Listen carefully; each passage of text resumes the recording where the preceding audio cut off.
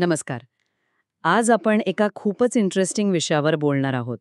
आपलं अचेतन मन म्हणजे सबकॉन्शियस माइंड आणि त्याची शक्ती. डॉक्टर जोसेफ मर्फी यांच्या कामावर आधारित काही मराठी माहिती आपल्याकडे आहे. तर आज आपलं उद्दिष्ट आहे की ह्या माहितीतून महत्त्वाचे मुद्दे काय आहेत ते बघणं आणि आपल्या आतल्या क्षमतांना जागृत करण्यासाठी याचा वापर कसा करता येईल हे समजून घेणं. चला सुरुवात करूया. हे अचेतन मन म्हणजे नेमकं काय असतं? आपण नेहमी मन म्हणतो, पण हा त्याचा काहीतरी वेगळा भाग आहे असं वाटतंय. अगदी. म्हणजे बघा, हे आपल्या नेहमीच्या जाणीवेच्या पलीकडे काम करणारं एक शक्तिशाली केंद्र आहे. असं म्हणतात की आपल्या एकूण कामावर म्हणजे आपल्या वागण्या-बोलण्यावर याचा जवळजवळ 90% प्रभाव असतो. आपला श्वास घेणं, हृदयाची धडधड, पचनक्रिया ह्या ज्या गोष्टी आपण मुद्दाम करत नाही ना, त्या सगळ्यांचं नियंत्रण हे अचेतन मनच करतं. आपल्या सवयी, भावना, अगदी खोलवरचे विश्वास, आठवणी या सगळ्यांचं घर आहे ते. अच्छा. म्हणजे आपल्या नकळत चालणारी एक ऑटोमॅटिक सिस्टम. एका ठिकाणी याला सुपीक जमिनीची उपमा दिली आहे. म्हणजे जशी जमीन असेल तसं पीक. हो, उत्तम उदाहरण आहे ते. जमीन जशी विचार करत नाही की हे बी चांगलं आहे की वाईट, ती फक्त जे पेरलं जातं ते उगवते. तसंच काहीसं आपलं अचेतन मन काम करतं. तुम्ही जे विचार, ज्या भावना त्याला सतत देता, ते खरं आहे की खोटं, चांगलं आहे की वाईट, हे ते तपासत नाही. ते फक्त त्या सूचनांवर, त्या विश्वासांवर प्रतिक्रिया देतं. हे थोडं काळजी करण्यासारखं वाटतंय पण. म्हणजे समजा कोणी सारखं स्वतःला कमी समजत असेल किंवा एखाद्या गोष्टीबद्दल निगेटिव्ह विचार करत असेल, तर त्याचं अचेतन मन तेच खरं मानून तशी परिस्थिती तयार करायला लागेल. ते गणिताचं उदाहरण दिलंय बघा एका ठिकाणी. बरोबर. अगदी बरोबर. तो विद्यार्थी जर सतत म्हणत राहिला की नाही, मला गणित जमतच नाही, खूप अवघड आहे, तर त्याचं अचेतन मन ती सूचना स्वीकारेल. मग काय होणार? परीक्षेच्या वेळी भीती वाटेल किंवा अभ्यासात लक्षच लागणार नाही. हे असे एक चक्र तयार होतं नकारात्मक विचारांचं. आणि मग अचेतन मन नकळतपणे ते खरं करायला मदत करतं. म्हणूनच आपले विचार कसे आहेत याबद्दल जागरूक असणं खूप महत्वाचं ठरतं. बरं, ठीक आहे. म्हणजे विचार हे बीजांसारखे झाले. पण मग विश्वास, त्याचं काय महत्त्व आहे? काही ठिकाणी म्हटलंय की विश्वास ही अचेतन मनाच्या दाराची किल्ली आहे. हे कसं काय? फक्त विचार पुरेसे नाहीत का? विश्वास हा विचारांना ताकद देतो. तो एका ठाम आदेशासारखा असतो. म्हणजे जेव्हा तुम्ही एखाद्या गोष्टीवर पूर्णपणे, अगदी मनापासून विश्वास ठेवता, तेव्हा अचेतन मनाला एक स्पष्ट संदेश मिळतो की हे सत्य आहे आणि यानुसारच वागायचंय. नुसता वरवरचा विचार आणि अगदी खोलवरचा दृढ विश्वास यात फरक आहे. म्हणजे तो प्लॅसिबो इफेक्ट जो सांगतात, तो याच विश्वासाच्या शक्तीचं उदाहरण म्हणायचं, जिथे औषध नसतानाही फक्त बरं वाटेल या विश्वासाने लोक बरे होतात. अगदी. प्लॅसिबो इफेक्ट हे उत्तम उदाहरण आहे याचं. आपलं मन आणि शरीर इतके जोडलेले आहेत की दृढ विश्वास शारीरिक बदल घडवू शकतो. आणि आणखी एक इंटरेस्टिंग उदाहरण आहे बघा. एका राजाची गोष्ट आहे. तो एका सामान्य तलवारीला जादुई समजतो आणि तिच्यावर इतका प्रचंड विश्वास ठेवतो की तो युद्ध जिंकतो. तलवार सामान्यच होती. अविश्वसनीय. म्हणजे ताकद तलवारीत नव्हती, तर त्या राजाच्या मनातल्या विश्वासात होती. आणि हाच मुद्दा मग संपत्ती आणि यशाबद्दल पण लागू होतो का? म्हणजे मी गरीब आहे असा विश्वास ठेवणं, विरुद्ध माझ्यासाठी संधी आहेत, मी श्रीमंत होऊ शकेन असा विश्वास ठेवणं, यामुळे खरंच फरक पडतो. हे जरा जास्त सोपं नाही वाटत. हे बघा, वाटायला सोपं वाटेल, पण यात खूप तथ्य आहे असं स्रोत सांगतात. मी गरीब आहे किंवा मला कधी यश मिळणारच नाही, हा विश्वास काय करतो? तर तो अचेतन मनाला फक्त कमतरतेवर, अडचणींवर लक्ष केंद्रित करायला लावतो. मग संधी समोर आली तरी ती ओळखता येत नाही किंवा काही करायची उमेदच राहत नाही. याउलट ती समृद्धीची भावना म्हणतात ना, म्हणजे यश, पैसा आपल्याकडे येऊ शकतो हा विश्वास ठेवणं, हे अचेतन मनाला एक पॉझिटिव्ह दिशा देतं. मग ते नवीन कल्पना सुचवतं, योग्य वेळी योग्य कृती करायला प्रेरणा देतं. अर्थात हे काही एका रात्रीत घडत नाही. त्यासाठी सातत्याने मानसिक काम करावं लागतं. हो, ते महत्वाचं आहे की याला सातत्य लागतं. ही काही जादूची कांडी नाहीये. मग आपण जाणीवपूर्वक याचा वापर कसा करू शकतो? काही टेक्निक सांगितली आहेत. पहिलं म्हणजे पॉझिटिव्ह एफर्मेशन्स, म्हणजे सकारात्मक विधानं. पण अनेकांना वाटतं की नुसती वाक्य बोलून काय होणार? हा प्रश्न येतोच मनात. पण ही सकारात्मक विधानं म्हणजे काय, तर तुमच्या अचेतन मनाला रिप्रोग्राम करण्याचा, म्हणजे नव्याने शिकवण्याचा एक मार्ग आहे. जुने नकारात्मक विचार बदलायला मदत होते. हां. फक्त ती विधानं वारंवार आणि महत्त्वाचं म्हणजे ती खरी आहेत अशी भावना मनात आणून म्हणावी लागतात. स्रोत सांगतात की ती वर्तमानात असावीत आणि पॉझिटिव्ह असावीत. जसं मी दररोज जास्त निरोगी होत आहे किंवा यश माझ्याकडे सहज येत आहे. हो, एका ठिकाणी एका गायकाचं उदाहरण दिलंय, जो स्टेजवर जाण्यापूर्वी स्वतःला आत्मविश्वास देणारी वाक्य म्हणतो आणि स्पर्धा जिंकतो. किंवा रोज सकाळी आरशासमोर उभं राहून मी आत्मविश्वासी आहे, मी यशस्वी आहे, असं म्हणण्याचा सल्ला आहे. म्हणजे फक्त बोलणं नाही, तर ते फील करणं महत्वाचं, बरोबर? अगदी बरोबर. ती भावना महत्वाची आहे.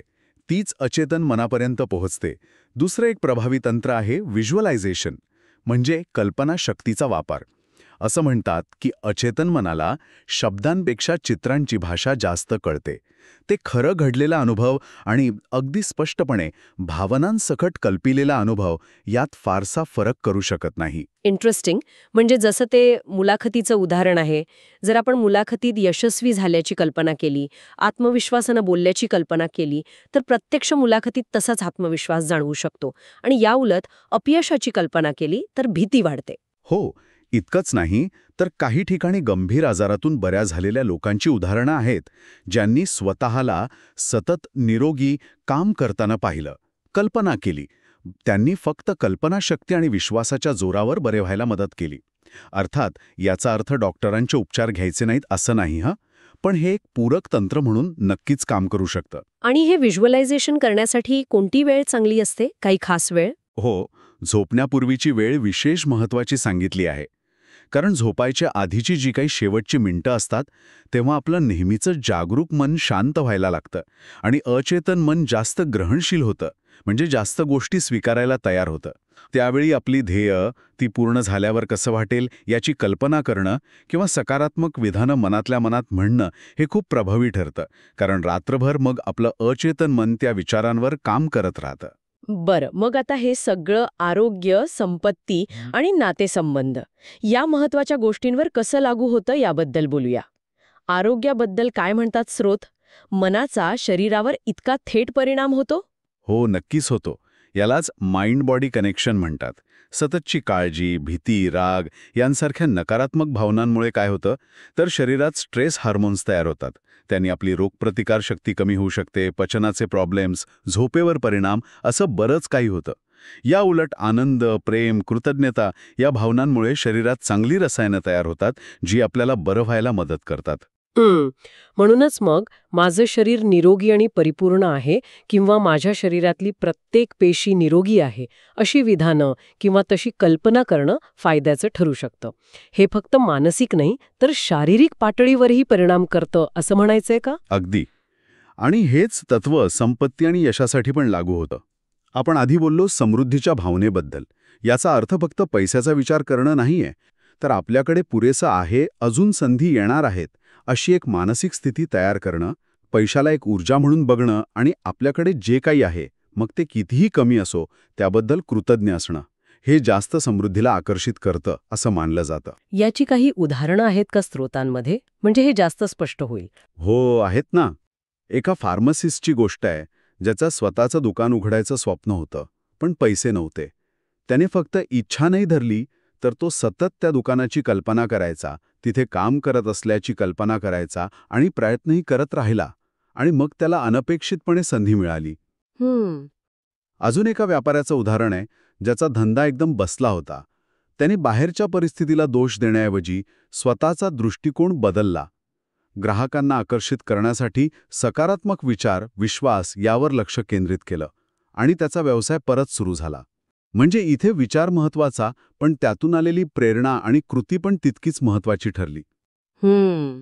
आणि नातेसंबंध, आपले विचार इतरांवर आणि आपल्या नात्यांवर परिणाम करतात. हे कसं काय शक्य आहे? शक्य आहे.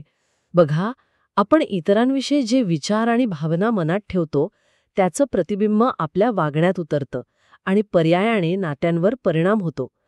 जर आपण सतत कोणाबद्दल नकारात्मक विचार करत असू, टीका करत असू, तर नकळतपणे आपला व्यवहार तसा होतो आणि मग समोरूनही तशीच प्रतिक्रिया येते बऱ्याचदा.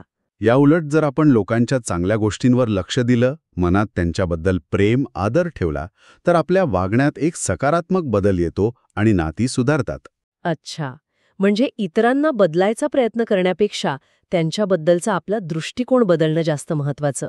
मी सगळ्यांना प्रेम देते आणि मलाही तेच परत मिळतं, अशी विधानं उपयोगी ठरू शकतात यासाठी. अगदी. कारण आपला दृष्टिकोन बदलला की आपली एनर्जी बदलते, वागणं बदलतं आणि मग समोरच्याची प्रतिक्रियाही बदलू शकते.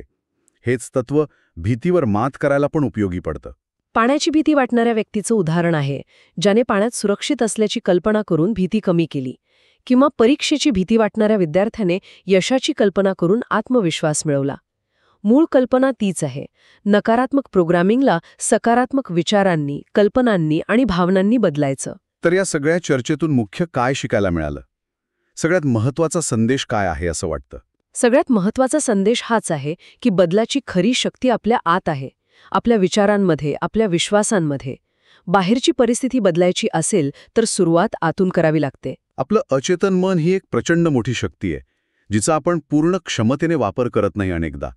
पण त्याचा योग्य वापर करून आपण आपल्या आयुष्यात खूप सकारात्मक बदल घडवू शकतो.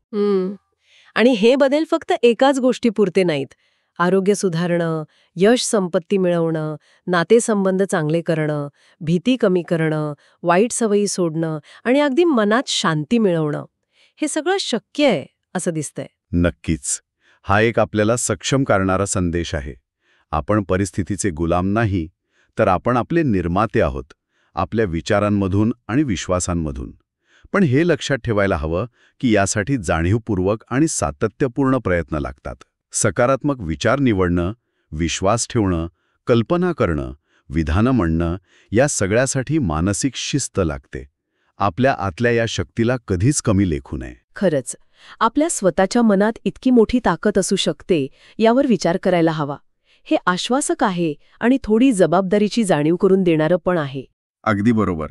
आणि ही शक्ती काहीतरी गूढ नाहीये, तर ती सातत्यपूर्ण मानसिक सरावावर आधारित आहे, हे महत्वाचं आहे. जाता जाता एक विचार करण्यासारखा प्रश्न आहे. जर तुमचं अचेतन मन एका आज्ञाधारक सेवकासारखं आहे, जे तुमचे प्रबळ विचार आणि विश्वास प्रत्यक्षात आणायला सतत काम करतं, तर तुम्ही नकळतपणे त्याला हल्ली काय सूचना देत आहात? हा खरंच विचार करायला लावणारा प्रश्न आहे. या सखोल चर्चेबद्दल धन्यवाद.